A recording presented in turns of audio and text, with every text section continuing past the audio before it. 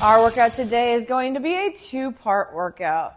We are going to be moving very quickly through part one and then as equally fast in part two.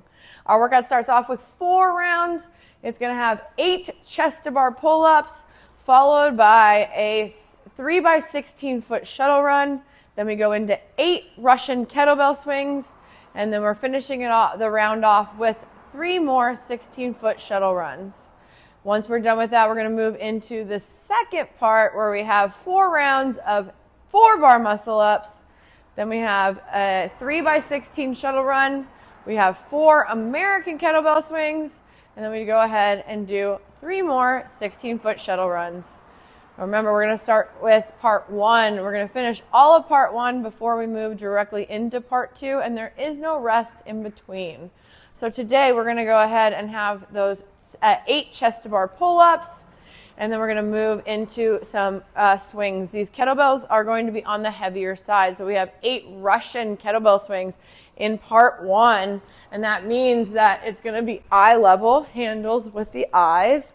The weight is on the heavier side, and so I would like for you to challenge yourself, have good form, make this movement a hip-driven movement, and we're going to go ahead and get with the 70-53. So this is a little bit on the heavier side.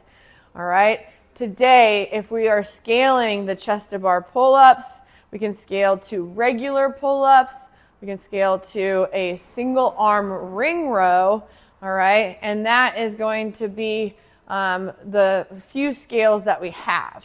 Now, when we get to the second part, some of you might need to be scaling that second part, all right? It's 4 rounds. It starts with 4 bar muscle ups.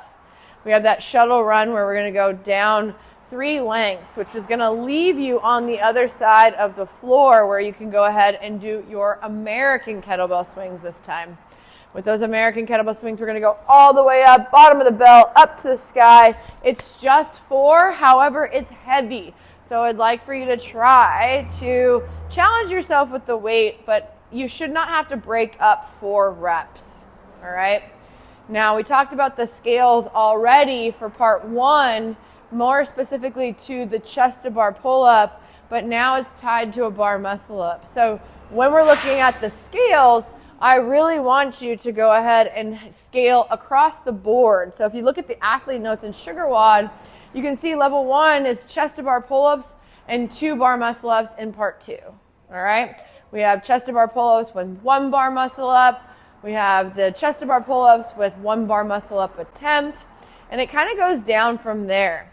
Now, if you don't have chest-to-bar pull-ups or you don't have bar muscle-ups, but you do have chest-to-bar pull-ups, in part 1, scale to regular pull-ups.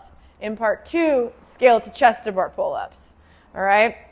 And the same is going to go also for the ring rows. Say you don't have a chest-to-bar pull-up yet, you can go ahead in part 1, single arm ring row, and then in part 2, you have that pull up, okay? So part 1 and part 2 will have scales that correspond with each other. You need to choose the one that allows you to do both.